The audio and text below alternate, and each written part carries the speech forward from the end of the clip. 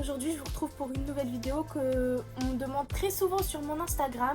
Et pour y répondre une bonne fois pour toutes, on va dire, je vous en fais une vidéo YouTube, comme ça sera beaucoup plus simple. Alors je vais prendre mon téléphone parce que j'ai noté, comme ça je ne risque de ne rien oublier. Et la vidéo du jour, c'est mes 10 conseils pour débuter, commencer à créer son manga. Parce que vous le savez peut-être, sur mon Instagram, j'ai commencé à créer un manga. Je voudrais mon Instagram ici. Et j'avais fait une première version, puis une deuxième. Du coup, à force, j'ai commencé à comprendre quelques petits trucs que je ne refais plus.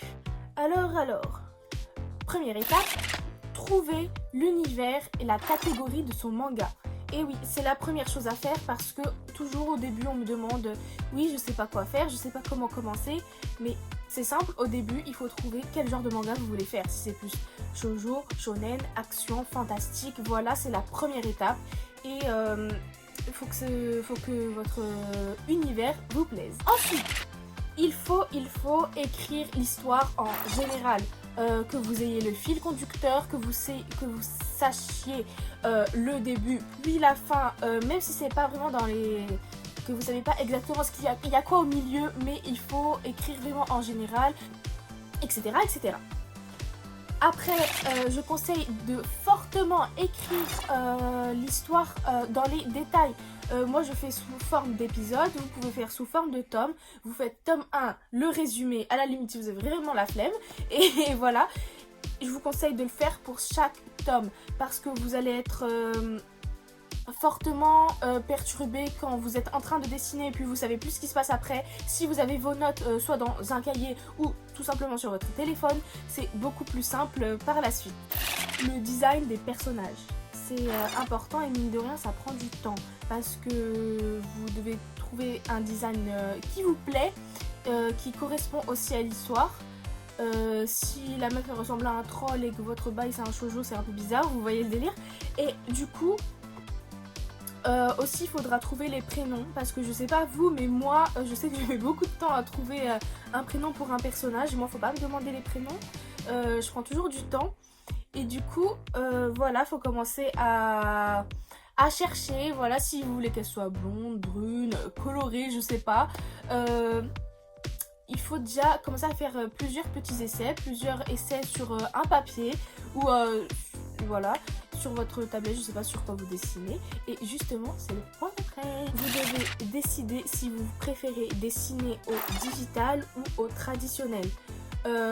En général, beaucoup préfèrent dessiner au traditionnel parce que c'est un peu sur quoi on commence et sur lequel on est le plus à l'aise. Et c'est ça que vous devez vous dire, c'est pas en voyant des dessins au digital et se dire ah ouais mais c'est beau et tout, donc je vais essayer, mais vous êtes nul et vous y arrivez pas, ça sert à rien. Je préfère voir un dessin au traditionnel, un manga au traditionnel et qui soit très bien fait plutôt qu'un dessin au digital et la qualité est beaucoup plus médiocre on va dire. Et voilà, moi je trouve que c'est super important de définir sur quoi vous allez travailler, c'est votre support et normalement vous devez continuer avec ça, avec ce support. Et voilà.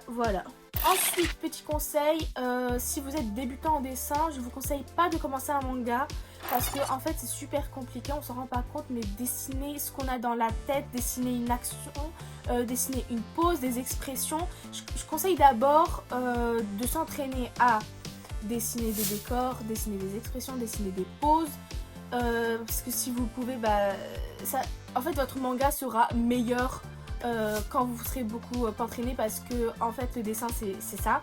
On croit que ça vient comme ça mais non, il faut s'entraîner pour dessiner.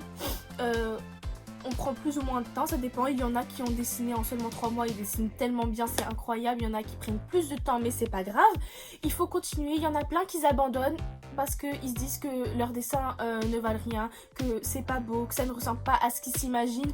Et je trouve ça très dommage parce que justement c'est en s'entraînant que l'on progresse. Après, il faut avoir le matériel nécessaire. Et je sais que parfois ça peut coûter un peu cher, mais vous n'êtes pas obligé de dépenser des tonnes pour un matériel. Ce que je veux dire par matériel nécessaire, c'est le matériel minimum. Par exemple, si vous voulez dessiner sur traditionnel, achetez de grandes feuilles blanches, parce que si vous avez que des, vous voyez les feuilles à carreaux et tout ça, bah bref, ça sert à rien. Ou alors achetez-vous un petit carnet de 2 pages blanches que vous utiliserez pour votre manga, de bons crayons, de bons stylos. Par exemple, je sais qu'il y en a qui dessinent à l'encre de Chine. Ça peut être vraiment pas mal parce que je sais pas si vous avez remarqué, mais il y en a qui dessinent au crayon et qui postent leur dessin et ça se voit pas beaucoup et c'est dommage parce que des fois le dessin est vraiment très joli, mais bon, après sur la photo on voit vraiment pas beaucoup. Au digital, je sais que c'est un peu plus compliqué, c'est beaucoup plus coûteux. J'ai acheté un iPad Pro avec stylet parce que moi je dessinais sur téléphone, j'aimais vraiment trop le digital, je trouvais que ça faisait plus propre, je sais pas, j'ai vraiment adoré, j'ai toujours dessiné sur papier, mais après avoir essayé le digital, je voulais vraiment une tablette et du coup bah voilà, moi j'ai acheté, mais vous n'êtes pas obligé. Et bah voilà. Ensuite, je vous conseille de faire des storyboards avant chaque planche. Je sais que moi avant j'en faisais pas beaucoup.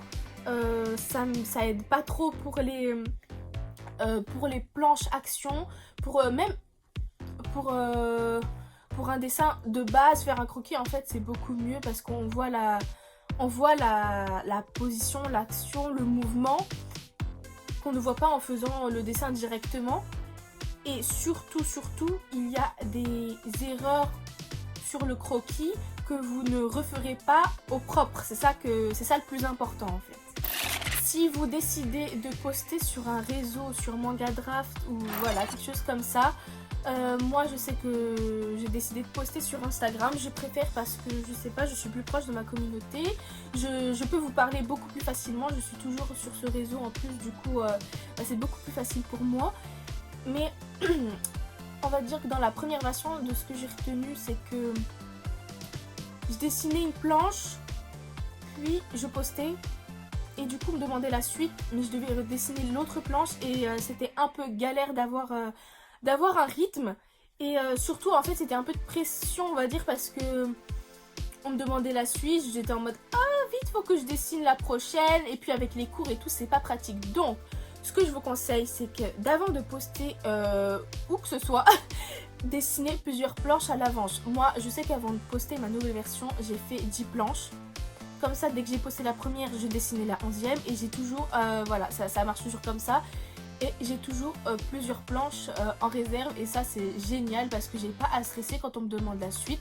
Je sais que je l'ai et que c'est juste à moi de décider quand est-ce que je vais la poster et voilà, de m'adapter aussi parce qu'il y a parfois des moments où je n'ai pas le temps de dessiner ou tout simplement pas l'envie.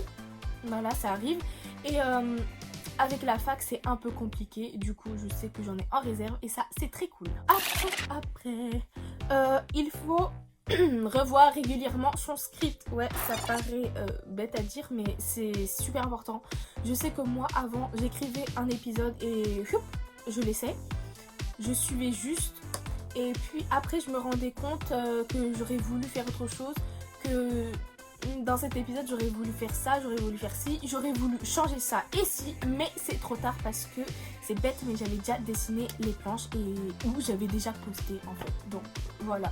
Revoir son script régulièrement, ça aide parce que je sais que je peux changer avant de dessiner. Je sais que j'ai déjà réfléchi à comment allait se passer cette scène. Et voilà, comme ça, s'il y avait d'autres choses à changer, bah voilà, je l'ai fait à l'avance. Et ça, bah c'est vraiment important. Voilà, c'était mes 10 petits conseils pour vous aider à créer un manga, pour savoir les petits trucs que j'ai retenus, comment voilà, créer son manga en étant tout à fait à l'aise.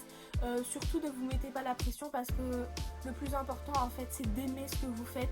Moi je sais que je kiffe dessiner mon manga, des fois j'aimerais faire que ça. Et bah voilà, je pense que vous sentez aussi que je prends du plaisir à vous partager tout ça. Et bah voilà, vous prenez aussi du plaisir à lire. Et bah voilà, je suis très contente encore, merci pour tous vos retours. Ça me fait super plaisir. Et bah voilà, n'hésitez pas à vous abonner à ma chaîne et à partager cette vidéo. Merci beaucoup, je vous fais des gros bisous.